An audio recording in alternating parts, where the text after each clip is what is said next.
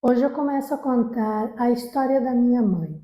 Uma história linda, forte, mas marcada por uma dor que ela nunca conseguiu superar.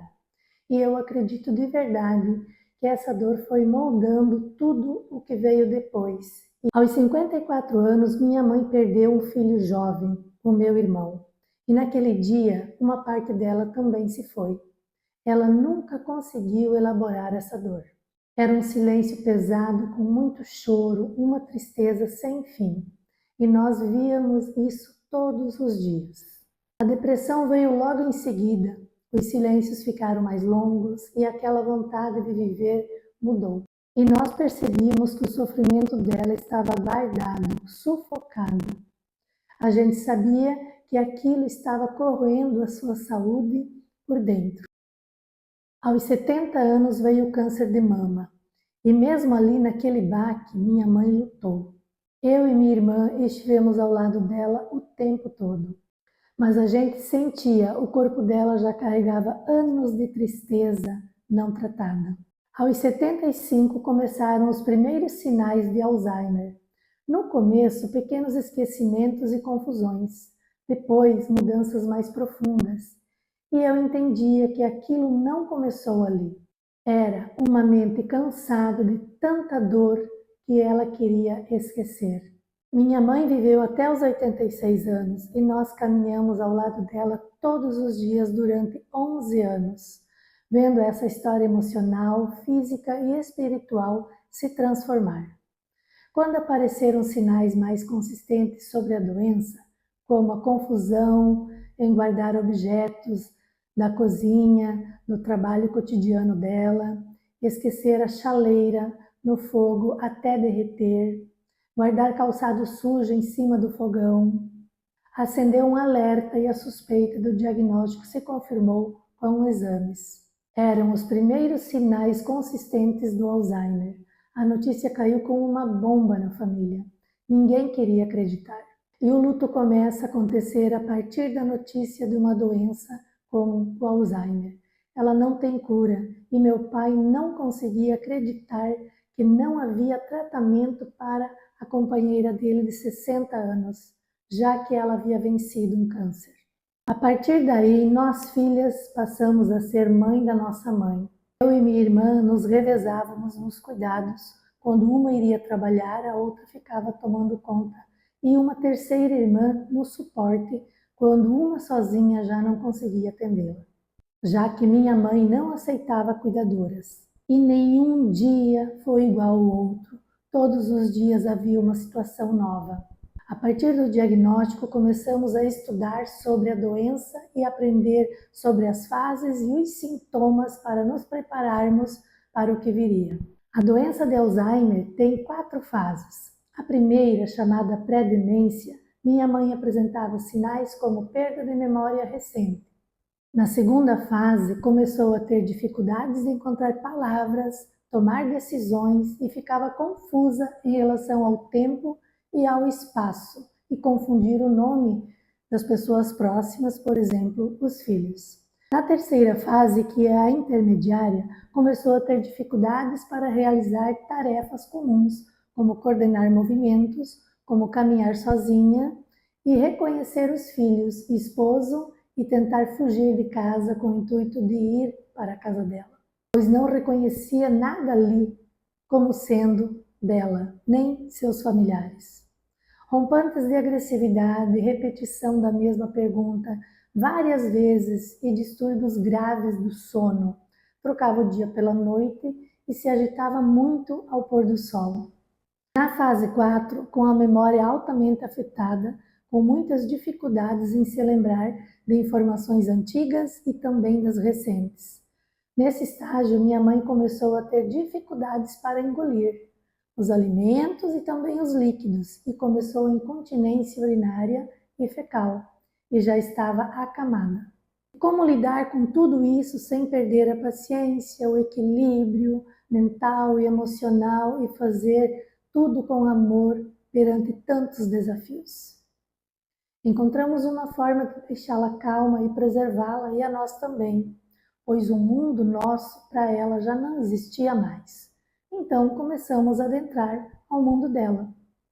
Muitas pessoas próximas riam e diziam que nós estávamos ficando loucas. Sabe por quê? Porque a gente concordava com todas as loucuras da nossa mãe.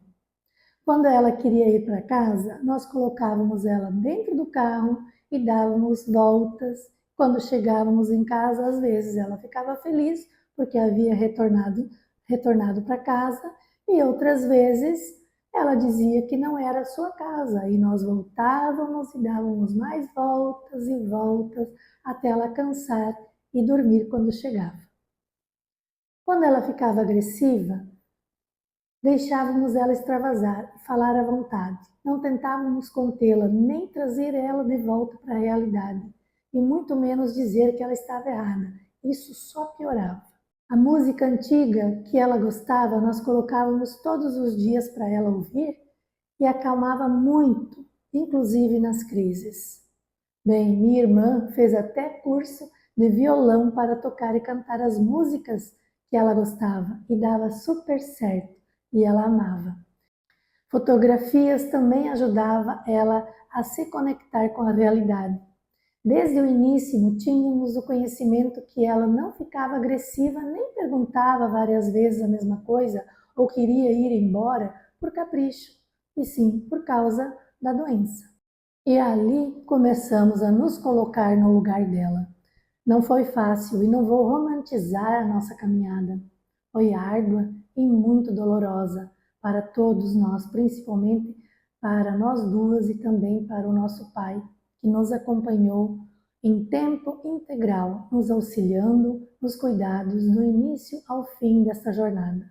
Quantas vezes nós nos abraçávamos e chorávamos de cansaço, de dor por ver nossa mãe não sendo mais ela, aquela mãezinha doce e amável que nos recebia com beijos e abraços e aquele cafezinho gostoso. Aquela mãe que acalentava e dava norte sempre que precisávamos, com seus conselhos, e agora ela nem sabia quem nós éramos. Não foi fácil.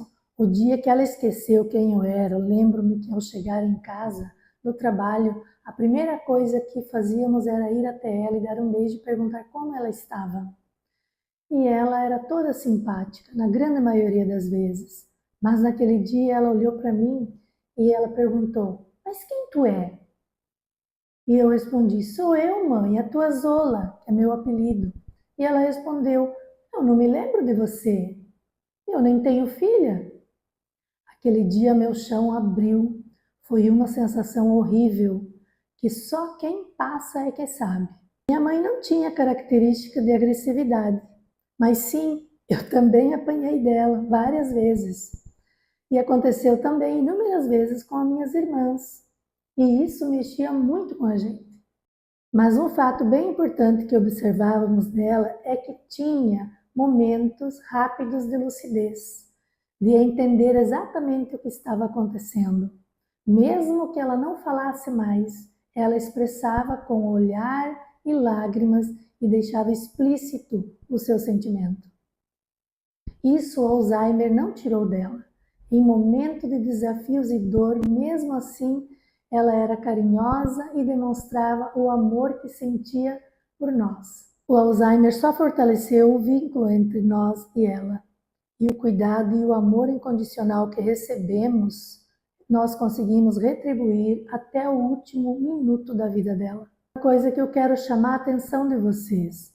Hoje, depois de anos de experiência em consultório, tratando e estudando as dores emocionais, através da medicina chinesa e do conhecimento do Dr. Hammer e da leitura biológica, posso acreditar e afirmar que a causa mais importante da doença de Alzheimer da minha mãe foi pelo fato da perda do filho e assim como o câncer de mama, advindo pela não aceitação do fato, nem mesmo permitindo e querendo olhar para essa dor que foi a depressão. Então, que essa experiência sirva de alerta para vocês que, além dos outros cuidados para a prevenção da doença de Alzheimer, vocês também precisam cuidar da sua saúde mental. Não espere acontecer. Cuide dela para que lá na frente você continue bem, independente até o fim da sua jornada. Se serviu para você, me segue e compartilhe essa experiência real de vida, pois tem muita gente precisando dessas informações. E eu tenho certeza que isso pode ajudar vocês também. Fiquem bem. Um abraço de luz.